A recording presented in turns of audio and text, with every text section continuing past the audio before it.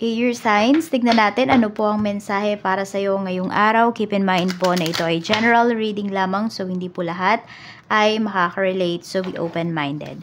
Sa mga hindi pa po nakasubscribe sa ating channel, please subscribe na po kayo and pa-like na din po ng ating video. At sa mga nais pong mag-avail ng ating private readings ng ating Evil Eye Amulet Necklace at ng ating Tiaras Bracelet, makikita nyo po yung link sa description box. Tarot Intentions by Aliana Reyes.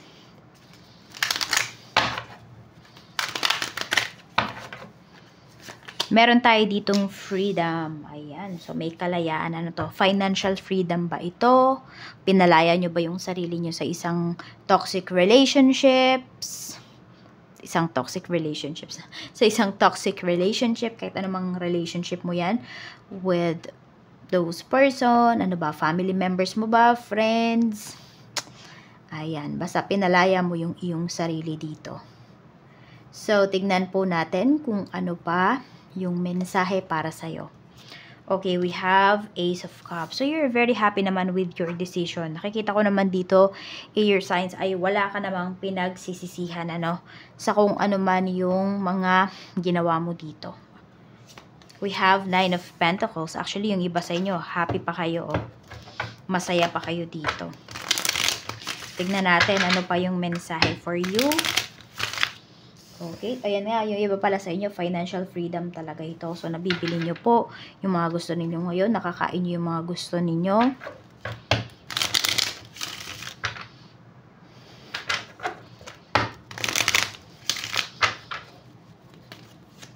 We have Judgment.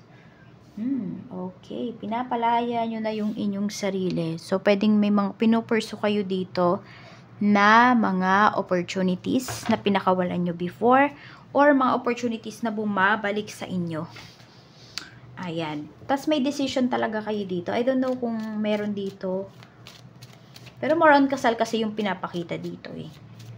Ayan. Di ko alam ano ba. Pinalaya nyo na ba yung inyong sarili? Ano ba? Naging toxic ba yung connection nyo? Yung marriage ninyo ng asawa mo? Baka may mag-file na ng divorce dito. Yung iba sa inyo, parang yun yung pinagtrabahuhan nyo talaga. No? Pinagtrabahuhan nyo talaga na palayain yung inyong sarili. Kasi gusto nyo na din namang maging masaya. We have the Empress. So, more on about ito talaga sa pag-aasawa. Tignan natin na kung ano pa yung mensahe. We have the Tower. Yes, yung iba nga po sa inyo. Meron dito, talaga, yun yung gusto ninyo. Gusto nyong maging malaya. So, meron dito, nagtrabaho talaga kayo ng nagtrabaho para na makaipon kayo ng pera at makapag-file kayo. Ayan, about sa legal matters. Okay, yung iba naman sa inyo, kung hindi po yan, pagdating sa usapang mag-asawa, pwedeng kahit ano man yung legal matters na yan. Ayan po. Or pwedeng sabihin natin, yung mga hindi mo nabibili talaga, no, nabibili mo na ngayon kasi nagsikap ka talaga. Okay, so pwedeng meron dito, bibili kayo ng property, bibili kayo ng bahay, lupa't bahay, kasi pwedeng ayaw nyo nang makitira, ganyan, or ayaw nyo na nang may kasama sa bahay ng mga toxic na tao. So, tingnan natin ano pa yung mensahe. Meron tayo ditong Six of Cups. Okay. Meron kayong namimiss eh. Pwedeng namimiss nyo yung mga anak nyo. Meron ba dito ay ano na, may mga kanya-kanya ng buhay yung mga anak po ninyo. Or namimiss nyo ba yung, yung nanay at tatay ninyo, yung magkakasama kayo sa bahay. Yan. Paano ba, namimiss mo ba yung katoksikan nila? Ganyan. Air signs. Or, hindi naman lahat ng parents toxic, no? Siyempre, meron pa rin talaga yung dedicated pagdating sa family. So, namimiss nyo yata yan. Or kayo, namimiss nyo talaga yung mga anak ninyo. Nung maingay pa, nung magulo pa yung bahay ninyo ngayon kasi pwedeng sobrang tahimik na. Kaya din yung iba sa inyo dito, though maraming memories dyan, no? With your family. Pero kasi, yun, siguro mas nalulungkot yung iba sa inyo. Kaya parang gusto ninyong lumipat ng bahay. Di ko alam kung meron dito. Meron kayong sariling bahay pero nangungupahan kayo. I don't know. Pero, pwedeng mayroon, no? We have Four of Cups. Ayan, may pagkainip kasi din kayo na nararamdaman dito. So, you have your freedom. Pero yung iba pala sa inyo, parang hindi naman kayo masaya. May masaya, yes. Pero meron din dito, you have your freedom, pero hindi po kayo masaya. No?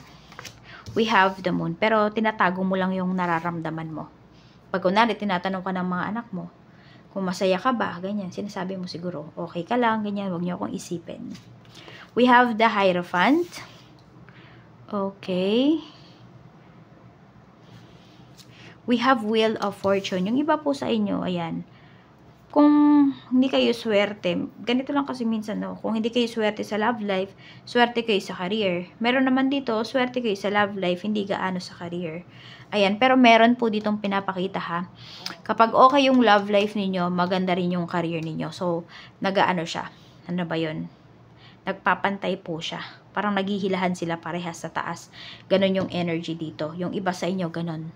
Air signs, no? Pag kayo ay nagkaroon ng love life, gumaganda din yung finances ninyo. Kasi mas nagiging inspire kayo na magtrabaho. Ayan o, Page of Pentacles. Tsaka mas nakakapag-focus yung iba sa inyo. Tignan natin ano pa yung mensahe. We have the Fool. Okay, so may mga new offers yata sa'yo dito pagdating sa work, pagdating sa love life. So, tignan natin pagdating sa work. Tignan natin kung okay ba. Na-i-accept mo yan. We have 5 of Wands. Actually, mukhang masyado kang maraming magiging kakompetensya dyan. So, kailangan mo maging competitive if tatanggapin mo yan.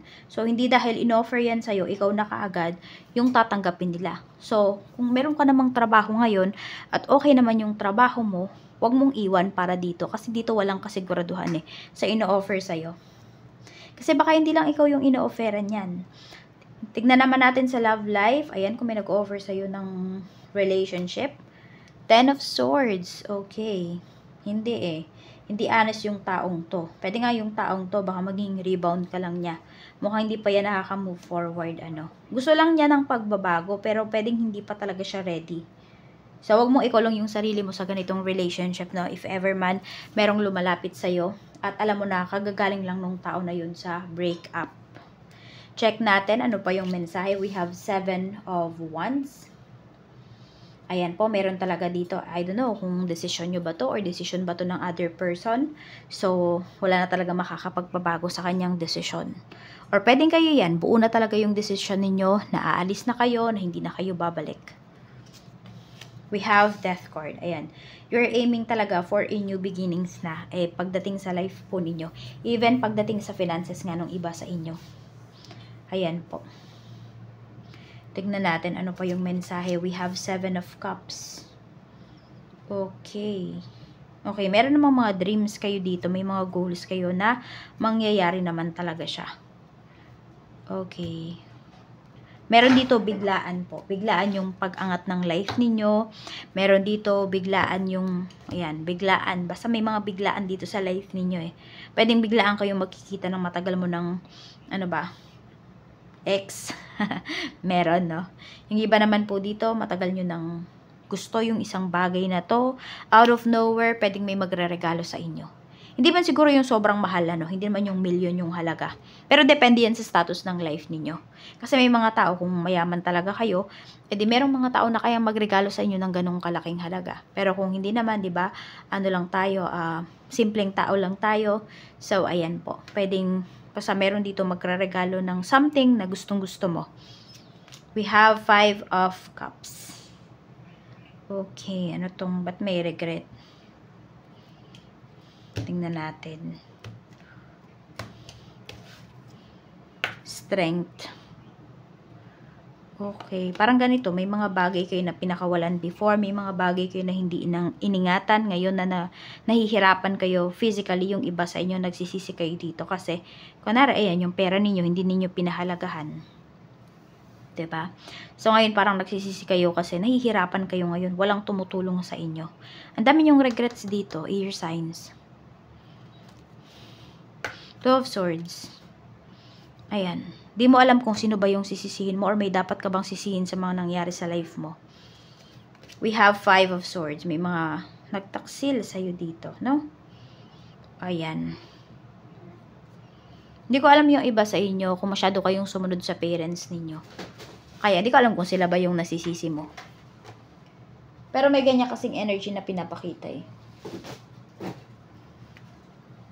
Meron tayo ditong Queen of Cups. Ayan. Some of you naman po, you're very proud with yourself. Sa mga ano man yung na-achieve ninyo, you're very proud sa anak po ninyo. Ayan. May anak kasi na energy na pinapakita dito.